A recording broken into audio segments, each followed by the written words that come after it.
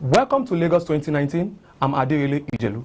Politics to many is a game, but this game changes from time to time. This is the reason why a lot of people fight for elective position.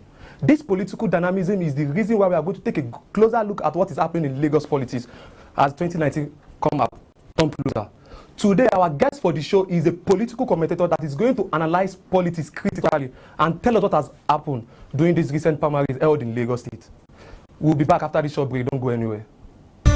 Oh yeah, I love Lagos. Oh yeah, na, Lagos City. Oh yeah, I love Lagos. Oh. Welcome back from the break.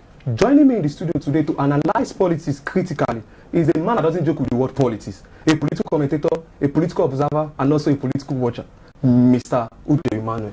Thank you so much. Nice to have you on the show, sir. It's a pleasure being here. Yes, sir. I'm rest assured with 100% that you'll be following Lagos politics so far. So Then I'll start with one of my first question. The question is, the parties have concluded their primaries using direct and indirect methods. Like that of APC, they choose direct method. Another party, ADC. Why some other parties decided to use a word like candidate that is unopposed, like ADP, which is the president of Babatunde Gbadamosi, ADC Muyiwa Fafowora, and all that. Can you please compare and contrast how these political parties conducted their primary using direct and indirect? I think it's a matter of the issue of direct and indirect primaries has actually caused a lot of controversies, which time will not permit to go into detail. But looking forward, I think it has to do with the cooperation of the party members. I mean, I think everybody is entitled to what they want to agree on. Those who feel they are favored with the direct primaries actually went up with it, while those who prefer the indirect. But I feel the right thing to have done for all political parties is the direct primaries. Primaries. Yes. But not all the political parties chose direct primaries. Yes, but I feel that should have been the right path to follow. Direct primaries. Okay, so is it ideal for democracy to have a political party whereby a candidate will be unopposed? I feel it is not so ideal. There should be a free level playing ground for all parties. You take, for instance, the issue of the APC at the presidential level. Okay. As much as we had some presidential APC candidates, the media didn't go do much to speak about this people. The whole focus of that was just on President Muhammadu Buhari. So to a large extent, one may be tempted to say was the sole candidate, because at some point people have forgotten that they also had other aspirants. But the media just kept on announcing just one name. At the end of the day, I could just authoritatively say we just had one candidate from the APC at the presidential level. That's what it seemed like. Okay, let's bring about Lagos politics. Yes. Let's just say that APC in Lagos for adopting direct primaries, they practice the real democracy. Yes. Why other parties like ADP, ADC that chose unopposed candidates, you are saying that is not a real democracy? Oh well, like I said, not to forget, PDP also did their indirect primaries. Yes, but I think the right according to it, depending on what the national executive or national working committee or national executive committee of the party decides on. Some approved indirect, some approved direct primaries. But the right thing to do is direct primaries. Direct primaries. So which Lagos did in Lagos. Yes. APC did in Lagos. Yes, and I was impressed with the direct primaries. With the large turnout. Yes. Okay. Thank you so much. There's another question here. Lagos has transformed from being the economic giant of the nation to political battlefield, where even presidential candidates must come to do beautiful needs. What really gives this influence in Lagos State? What really gives Lagos is kind of like the giant of Africa.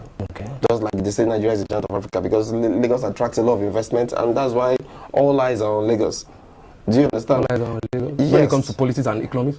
Yeah, in every aspect, all eyes are on Lagos because of you can see it's one of the largest income IGR when it comes to generating income. So Lagos has a lot of investors coming in. So and all these and other factors contribute to it. Like what other factors? Like I said, the issue of investment, the issue of security. To a large extent, the security. There are so many things that contributes to the issue of all eyes being on Lagos. Security has improved to a large extent. We have where security is stabilized, it attracts investors. You know.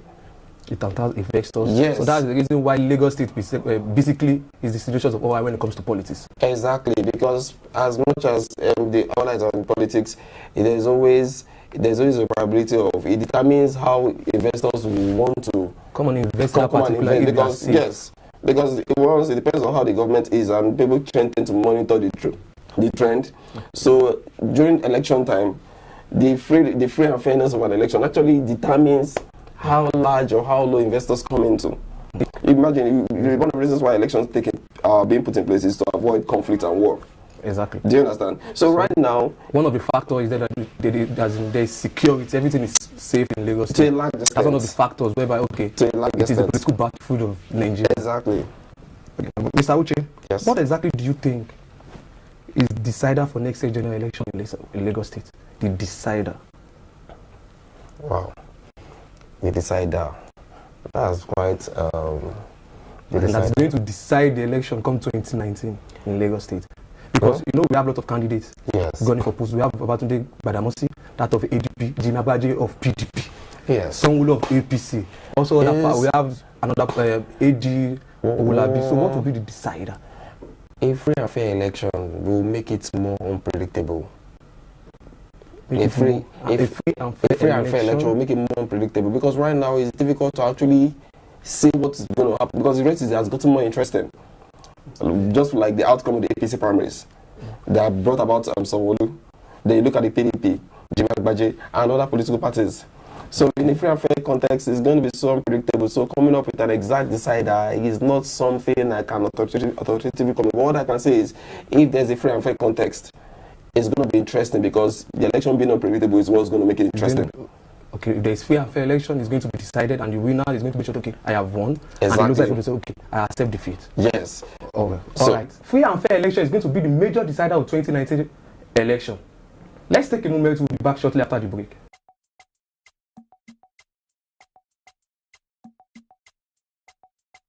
Agboyi Ketu is an area in Ketu, a noteworthy city in Lagos State, Nigeria. It is situated in Kushofe local government. Welcome back from the short break. I still have with me a political commentator and a political observer, Mr. Uche Emmanuel. Yes. Thank you for still being on the show, sir. Yes. Okay, before the break, we were discussing about the 2019 election, the decider. Yes, the decider. So, I have another question for you. The number 4 question will be, how can the political parties in Lagos deepen their connection with the electorate to reduce the influence of godfathers and thuggery? Well, it all boils down to creating more awareness, voter education, just creating more awareness, more campaigns. It goes beyond this election. Unfortunately, the only time we think about these things is only when election draws nearer. Aside the election year, what happens to the remaining 3 years? Nobody talks about getting in touch with the electorates to educate them on what they need to know about the voting process.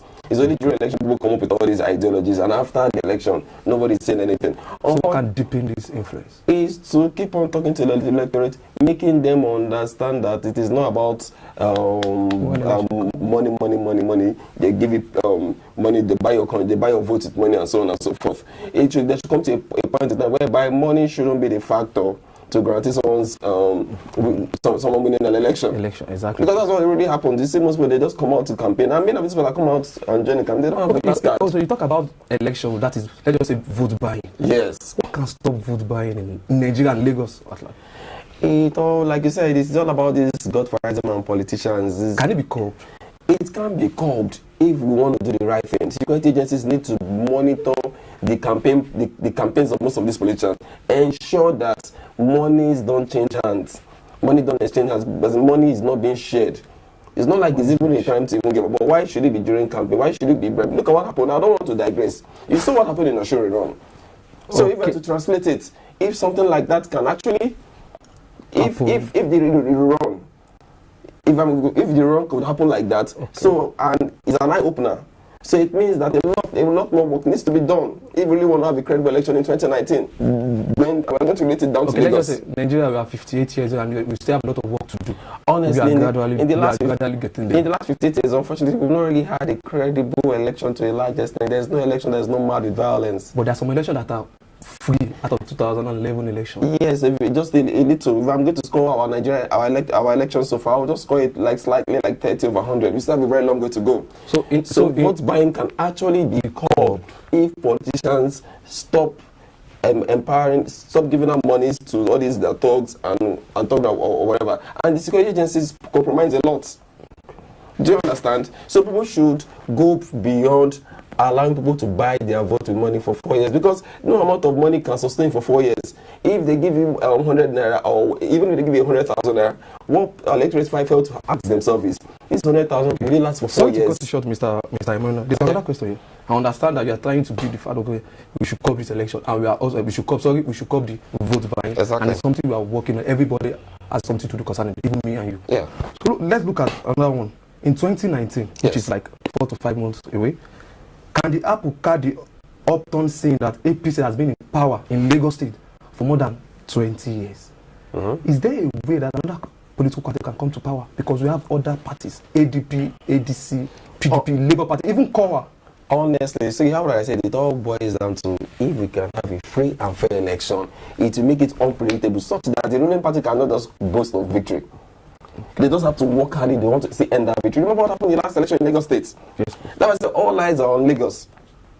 Look at it, because the ruling party defeated PDP just by a very slight margin. So they shouldn't feel relaxed. This time around. Especially now that the whole... But the same person is still coming on board. there's a- Janabaje is still coming on board for PDP. Yes, but APC shouldn't feel relaxed because there's a lot of uncertainty. Remember that as much as the APC in Lagos claims to be united, it is secretly being factionalized. Because there's a lot of anger. You can't say if Ambode's camp is really wanting, is really We wanted glad. the You get other it? person. So quietly, whichever we just look at it, he may not be happy. Even though people have spoken their minds for the first time, you saw the party members saying they don't want. Okay, sorry to cut you short. Okay. But there is this known fact that said, okay, in Lagos State, there is a political structure Yes. that is put in place, okay, whereby a candidate of the ruling party wants to get the position of the governor, Yes. is going to get it. Compared to other political parties, maybe ADP, AC, and I'm not sure if they have a political structure standard in Lagos State. Won't it be difficult for them to defeat the ruling party in Lagos State? Are you talking about other parties? Yes. We're talking about other parties. Other parties another party can actually defeat APC. Like, So which other party do you the main party that I see defeating APC is PDP. PDP. But PDP have been contending against Lagos for like 4 or 5 Yes. elections now. Still the same thing. You see, power can actually change hands at any given point in time. Imagine the opposition party was in power at the federal level for 16 years, and they lost out. Okay. Do you understand? So that's for it to me that people have woken up to reality. Nobody can afford, They've seen can the allow real himself to thing. be fooled again. People have grown wiser. It's not about you giving them money. Even if you give them money, they eat the money and still vote for who is Within credible. them. So your money is not a guarantee again. Things have changed. People are eager. People just want to get involved in the process this time around and ensure that the vote counts. So this time around, both the political parties should be ready because the people. Honestly, because especially now that this Onwuli has come out, and this is the first time in Lagos State where an incumbent will be kicked out after first time. Although when you look at it on the other angle, the big question is, why do every public office holder want to rule for 2 terms? No amount of years is more than enough to make the difference. So why don't you do the best you can under 4 years and pave way for another person? Just recently, I don't want to mention him, you saw a senator who gladly stepped down for another person. Yes, thank you so much. I understand, but a senator stepping down. So I think, okay, some other time is going to also happen in Lagos State. Honestly, because it shouldn't be seen as a kind of warfare. People should be able to, after 4 years, do the best you can, pave way for another person. That's when democracy becomes so interesting. And another big question is, why do governors want to... I understand. Okay. As a political committee, I understand you are ready to give me all the necessary details. But because of our time, I'm so sorry for this. But we do have to have some other time. Yeah, So I'm we have glad. to explain everything in details. Maybe before Honestly, because there's so much to be said. This is talking about Lagos politics is like trying to summarize the Bible in one day, which is not possible. which is not possible. Okay. I'm so sorry about that. We are going to work to that.